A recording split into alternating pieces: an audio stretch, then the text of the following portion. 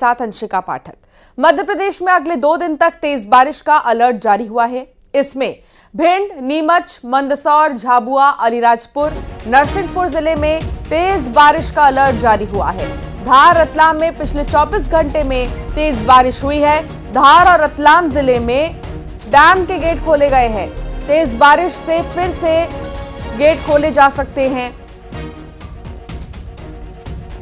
जैसे ही नदी का जलस्तर बढ़ता है हो गया बाबूजी, बिल्कुल वैसे ही डैम के गेट खोले जाते हैं ताकि स्थितियां सामान्य रहें, बाढ़ जैसे हालात ना हो। और ये देखिए, डैम के गेट जब खोले गए उस वक्त की भी तस्वीर आपको दिखा रहे हैं। तो कई जगहों पर, कई गलियों में जल जमाव की स्थिति है कि मानो लोग स्विमिंग कर रहे हो गलियों में। इस तरह के हालात बने हुए हैं और किसी को अगर कहीं बाहर निकलना है, आना जाना है, नाव का सहारा लेना पड़ रहा है। अभी बारिश से कोई राहत नहीं मिलेगी मध्य प्रदेश वासियों को, क्योंकि मध्य प्रदेश में अगले 2 दिन तेज बारिश होने का अलर्ट मौसम विभाग की तरफ से जारी हुआ है। भिंड, नीमच, मंदसौर, झाबुआ, अलीराजपुर, नरसिंहपुर जिले में आज तेज बारिश का अलर्ट है और पिछले 24 घंटे से लगातार धार और रतलाम में बारिश हो रही है, जिसकी वजह से हर तरफ जल जमाव है। और साथ ही मौसम विभाग ने कहा है कि अभी कोई राहत की खबर नहीं है। लगातार बारिश होगी, अभी 2 दिन तक हालात ऐसे ही बने रहेंगे। इतना ही नहीं, जल जमाव की स्थिति गलियों में देखने को मिल रही है। कई नाले अब भर चुके हैं तो नदियां उफान पर हैं, डैम के गेट खोले जा रहे हैं। मध्य प्रदेश की अगर बात करें तो बीते कई दिनों से जहां 2-2, 3-3 दिन के गैप में बारिश हो रही थी, तो वहीं मौसम विभाग ने अलर्ट जारी किया है कि 2 दिन लगातार बारिश होने वाली है। आफत की बारिश कह लीजिए इसे, तो कुछ लोगों के लिए ये राहत की बारिश है। तेज बारिश से एक बार फिर से डैम के गेट खोले गए हैं ताकि बाढ़ की स्थिति ना बनी रहे। धार, रतलाम में तेज बारिश हुई है। हो गया बाबूजी, बिल्कुल तमाशा। तो मॉनसूनी गतिविधियां एक तरफ तो दूसरी तरफ मौसम का मिजाज बदल रहा है और 2 दिन के लिए बारिश का अलर्ट जारी हुआ है।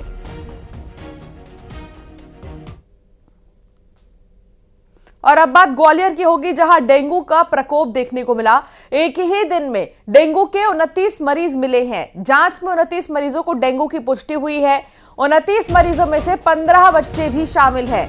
डेंगू के मरीजों की संख्या बढ़कर 254 हो गई है और इसीलिए कहा जाता है कि बारिश के मौसम में, बरसाती मौसम में बहुत सारी बीमारियां पनपती हैं। पानी के जमाव की वजह से, जगह जगह जल जमाव की वजह से बहुत सारी बीमारियां पनपती हैं। इनमें डेंगू प्रमुख है, इसलिए डेंगू से बचकर रहिए और कोशिश कीजिए कि अपने आसपास साफ सफाई रखें। ज्यादा गंदगी में ही डेंगू की जो खतरा है वो बढ़ता है और अब ग्वालियर में डेंगू के केसेस बढ़े हैं। सुशील कौशिक संवाददाता हमारे साथ जुड़ गए हैं। सुशील, डेंगू का कहर ग्वालियर में दिखाई दे रहा है, लेकिन इससे बचाव के लिए क्या कुछ किया जा रहा है? बिल्कुल, देखिए बारिश का जो सीज़न है वो सीज़न अपने अंतिम दौर में चल रहा है और ऐसे में अब ग्वालियर चंबल अंचल में डेंगू भी लगातार पैर पसार रहा है। 24 घंटे के अंदर मंगलवार की रिपोर्ट का अगर आकलन करें तो ग्वालियर के जय आरोग्य अस्पताल के GRMC मेडिकल कॉलेज की जो रिपोर्ट आई है उसमें 29 जो मरीज़ थे उनको डेंगू की पुष्टि हुई है। इन 29 मरीज़ों में 15 बच्चे भी शामिल है। ये बड़ी चिंता की बात है। डेंगू मरीजों का आंकड़ा अकेले ग्वालियर में 254 के करीब पहुंच चुका है, यानी 250 से ज़्यादा मरीज ग्वालियर में डेंगू के हो चुके हैं। वहीं अगर बचाव के इंतजामों की बात करें तो अब जब डेंगू लगातार तेज़ी से पैर पसारने लगा है तो नगर निगम और जिला प्रशासन की स्वास्थ्य विभाग टीम भी हरकत में आई है। नगर निगम की टीम अलग अलग वार्डों में अब सप्ताह में 2 बार फोगिंग के साथ ही DDT सहित अन्य केमिकलों का छिड़काव करा रही है। इसके अलावा नगर निगम की जो टीमें हैं वो भी जल भराव वाले जो इलाके हैं जहाँ गंदगी है वहाँ सफाई की तैयारियों में जुट गई है। तो निश्चित तौर पर कहीं ना कहीं डेंगू का जो आंकड़ा है वो लोगों के लिए परेशानी वाला है। ख़ास तौर पर जिस तरह से मंगलवार को 29 जो डेंगू के मरीज़ मिले हैं उनमें 15 बच्चे शामिल हैं, तो ये बड़ी चिंता की बात है। 2 साल से लेकर 16 साल तक के जो 15 बच्चे डेंगू पीड़ित हुए हैं, ये भी चिंता की बात है। तो अब स्वास्थ्य विभाग के साथ नगर निगम के अलावा अब लोगों को भी खुद डेंगू से बचाव के लिए एहतियातन कदम उठाने पड़ेंगे। खुद भी जो है डेंगू से बचाव के निपटने के कारगर उपाय अपनाने पड़ेंगे, क्योंकि अब जो डेंगू का असर है धीरे धीरे तेज़ी से बढ़ेगा, ऐसा स्वास्थ्य विभाग के जानकारों का भी कहना है। क्योंकि जब बारिश का सीज़न अंतिम दौर में होता है और ठंड के पहले का जो वक्त होता है, इसमें डेंगू तेज़ी से फैलता है। तो अब स्वास्थ्य विभाग की टीमें भी लगातार जो लार्वा है वो विनिष्टीकरण का काम करने के लिए निकल गई है। फॉगिंग की जो व्यवस्था है वो हर वार्ड में सप्ताह में 2 बार की गई है। तो बचाव के उपाय अपनी जगह हैं, लेकिन लोगों को खुद भी अब इस डेंगू से अवेयर रहना पड़ेगा, ग्वालियर चंबल अंचल में अगर हैं तो। बिल्कुल, और यही तो जरूरी है कि सावधानी जितना बरतेंगे उतना सुरक्षित रहेंगे। बहुत शुक्रिया सुशील जानकारी साझा करने के लिए। अशोकनगर में बैठे बैठे युवक की जान चली गई। जी हाँ, आप भी सावधान रहिए। घबराहट होने की वजह से डॉक्टर को दिखाने के लिए वो पहुंचा था, लेकिन बेंच पर बैठे बैठे युवक की चंद मिनट में मौत हो गई। 24 साल का महज युवक बताया जा रहा है, शाहरुख इसका नाम है और इसे हार्ट अटैक आ गया है। अशोकनगर जिले के चंदेरी क्षेत्र का मामला, बैठे बैठे युवक की जान चली गई। घबराहट होने पर डॉक्टर को दिखाने के लिए पहुंचा था, लेकिन किसे पता था। देखिए, बैठे बैठे युवक नीचे गिर जाता है अचानक से और उसके बाद कभी इसकी आंखें नहीं खुलती। बेंच पर बैठे बैठे युवक की चंद मिनट में मौत की तस्वीर आप देखिए। ये आज के समय में सावधानी कितनी ज़्यादा ज़रूरी है। अगर आप अपनी सेहत को लेकर सावधान नहीं हैं, अगर आप अपनी सेहत की फिक्र नहीं करेंगे, तो कभी भी हो सकता है कुछ भी। चंद मिनट में युवक बैठा ही था, डॉक्टर को दिखाने के लिए यहां पहुंचा था, लेकिन कुछ ही देर में वो बुरे तरीके से नीचे गिरता है और बाद में पता चलता है उसे हार्ट अटैक आया था। 24 साल का महज युवक बताया जा रहा है। 24 साल के युवक शाहरुख को हार्ट अटैक आ गया। अशोकनगर जिले के चंदेरी क्षेत्र का मामला बताया जा रहा है।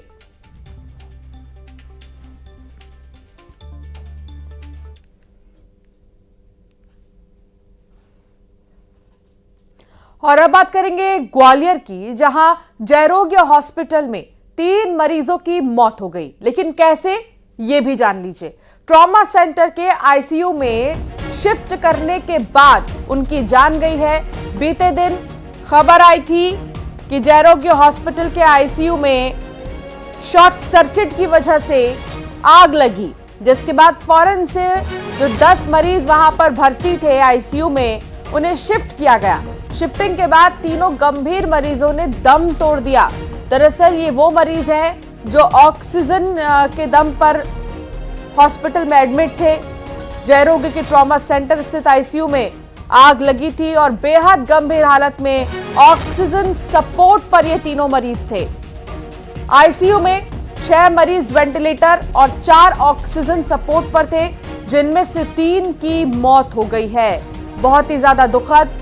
सवाल यही कि आखिर जिम्मेदार कौन?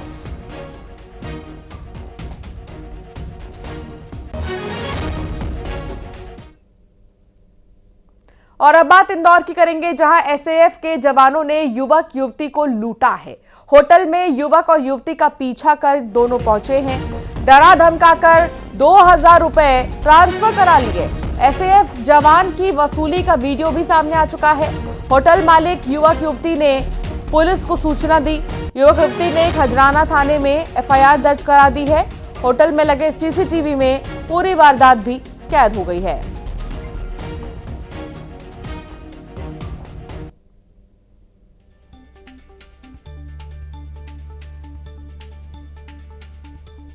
ये देखिए, एसएएफ के जवान हैं ये, जिन्होंने युवक युवती का पहले तो पीछा किया, फिर होटल पहुंचे, यहां धमकाने डराने लगे और कुछ रुपए वसूल कर यहां से चले जाते हैं। 2000 रुपए ट्रांसफर भी करा लिए। हालांकि इस पूरे मामले में अब शिकायत भी दर्ज की गई है।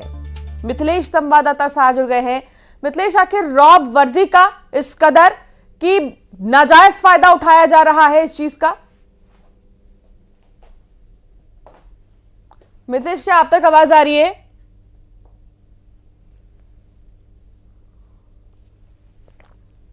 तो मिथिलेश से संपर्क नहीं साध पा रहे हैं। हालांकि आप देखिए कि किस तरीके से जो वर्दीधारी हैं वो अपनी वर्दी का रौब दिखा रहे हैं यहाँ पर, और युवक युवती का पीछा करते हुए वो होटल आते हैं।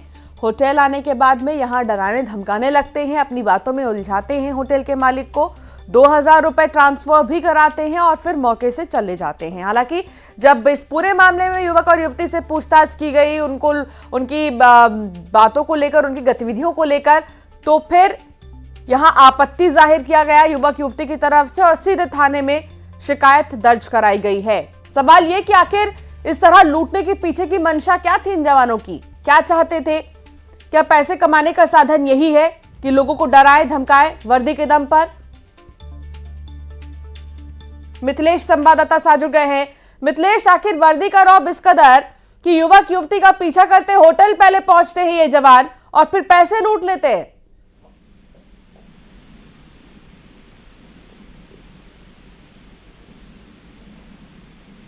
मिथिलेश, क्या आप तक आवाज आ रही है?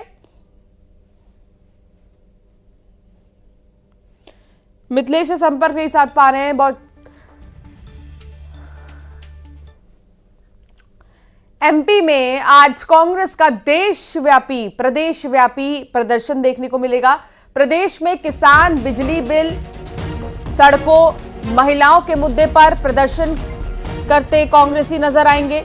दलित, आदिवासी और अल्पसंख्यक के मुद्दे पर भी कांग्रेस प्रदर्शन करेगी।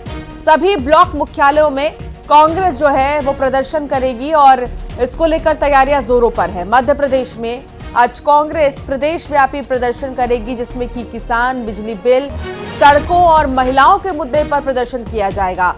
हालांकि इसमें दलित, आदिवासी और अल्पसंख्यक के मुद्दे को भी उठाया जाएगा। कांग्रेस जो है सभी ब्लॉक मुख्यालय में प्रदर्शन करेगी। तो तैयारियां कांग्रेस की तरफ से, कांग्रेस के नेताओं की तरफ से पूरी हो चुकी है। ये देखना होगा कि इस प्रदर्शन में कौन से बड़े दिग्गज कांग्रेस के नजर आते हैं, कौन कौन हिस्सा लेता है, कई मुद्दे क्योंकि उठाए जाने वाले हैं।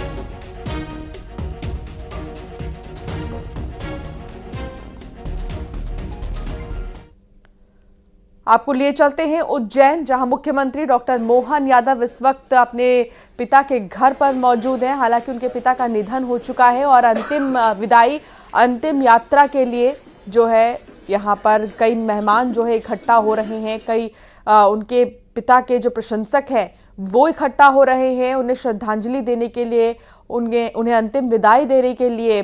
और जैसा कि कुछ देर पहले हम जब चर्चा कर रहे थे हमारे संवाददाता से, उन्होंने भी जानकारी दी कि करीब 10,000 से ज़्यादा लोग जो हैं यहाँ इकट्ठा होंगे, जो बहुत ज़्यादा पसंद करते थे उनके पिता को, उनके व्यक्तित्व को, और जो काफ़ी ज़्यादा प्रेरित हैं उनके पिता से। और ये तस्वीर आपको दिखा रहे हैं, मुख्यमंत्री डॉक्टर मोहन यादव यहाँ पर पहुंचे हैं। मुलाकात की तस्वीर ज्योतिरादित्य सिंधिया की मुख्यमंत्री डॉक्टर मोहन यादव के पिता के साथ की भी आपको दिखा रहे हैं वो तस्वीर हॉस्पिटल की। और उसके बाद यहाँ पर और भी कई नेता एकत्रित हुए हैं अंतिम विदाई के लिए, क्योंकि थोड़ी ही देर बाद अंतिम विदाई और जो अंतिम यात्रा है वो निकाली जाएगी। आज ही अंतिम संस्कार होगा। बीते दिन उज्जैन में ही उन्होंने अंतिम सांस ली थी। 100 साल के वो हो गए थे, काफी बीमार चल रहे थे और अब वो नहीं रहे।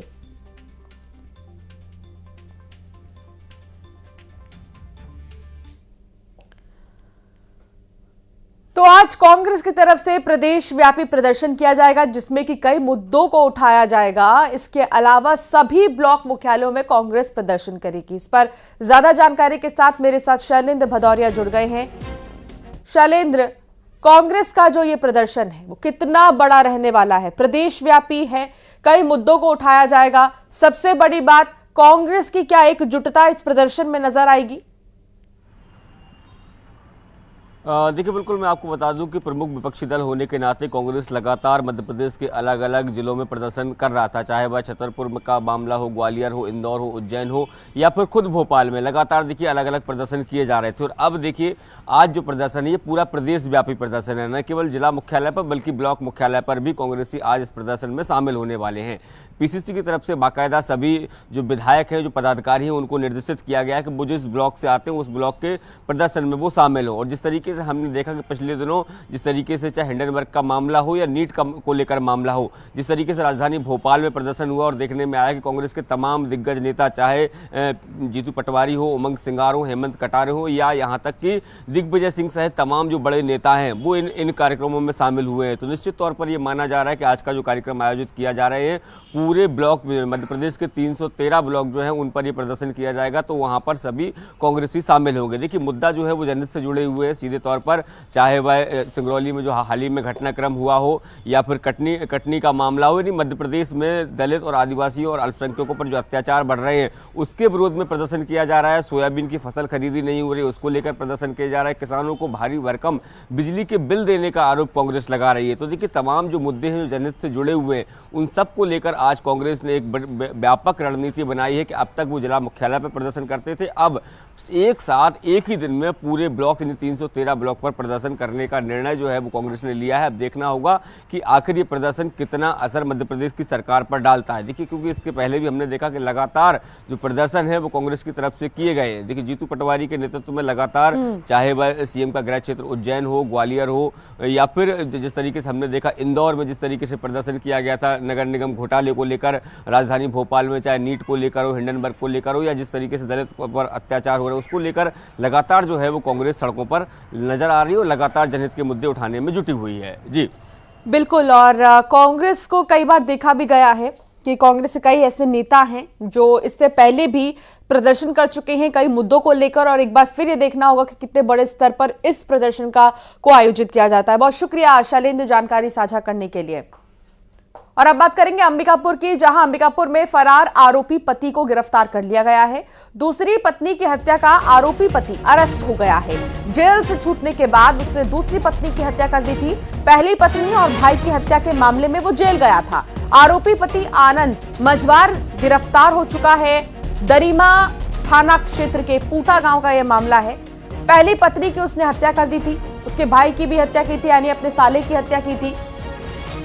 और अब जैसे ही जेल से छूटा तो उसने दूसरी पत्नी की भी हत्या कर दी, जिसके बाद वापस से उसे गिरफ्तार किया गया है।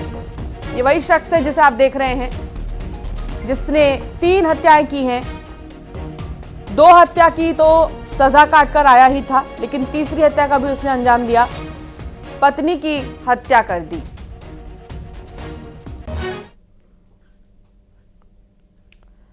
रायपुर में एनएसयूआई का धरना लगातार जारी है और ऐसे में सरस्वती नगर थाने के सामने धरना दिया गया है। धरने पर बैठे एनएसयूआई प्रदेश अध्यक्ष नीरज पांडे, बड़ी संख्या में कार्यकर्ता भी धरने पर बैठे हैं। साइंस कॉलेज में हुए हंगामे के बाद से ही धरना दिया गया। पुलिस भी यहां पर पहुंची, उन्हें समझाने की कोशिश की गई, लेकिन एनएसयूआई के जितने भी छात्र नेता हैं वो नहीं माने, धरने पर ही बैठे रहे।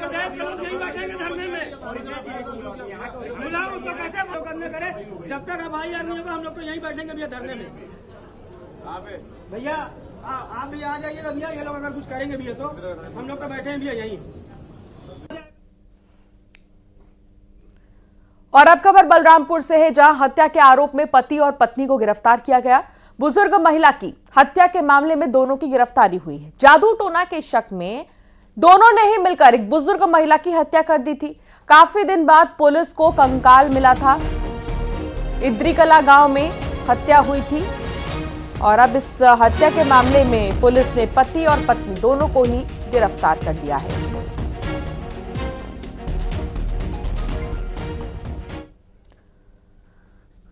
खबर मुंगेली से है। डायरिया से 2 लोगों की मौत के बाद यहां हड़कंप मच गया है। डंगनिया और दुल्लापुर में डायरिया से 2 लोगों की मौत हुई है। 5 गांव में डायरिया का प्रकोप फैला हुआ है। स्वास्थ्य विभाग ने अपनी टीमें यहां भेजी हैं। लोगों को सावधान किया जा रहा है। नलों से आने वाले पानी का सैंपल तक भी लिया जा रहा है। बहुत जरूरी है कि दूषित पानी से दूर रहें। मुंगेली में डायरिया से 2 की मौत से हड़कंप मच गया है और ये 2 इलाके, 2 शहर जहां 2 लोगों की मौत हुई है।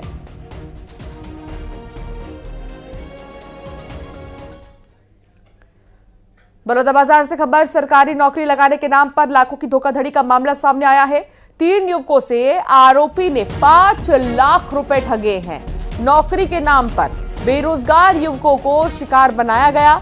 आरोपी बाबूलाल भिलाई का रहने वाला बताया जा रहा है, जो कि ठगी को अंजाम देता है, सरकारी नौकरी का लालच देता है और उसके बाद धोखाधड़ी करता है। ऐसे में 3 युवकों से आरोपी ने 5 लाख रुपए ठगे हैं नौकरी के नाम पर। युवक बेरोजगार हैं, उन्होंने सोचा पैसे दे दें, नौकरी लग जाएगी, लेकिन इसने 5 लाख रुपए ठगे हैं नौकरी लगाने के नाम पर। सरकारी नौकरी लगाने के नाम पर लाखों की धोखाधड़ी चल रही है, इसलिए बचकर रही।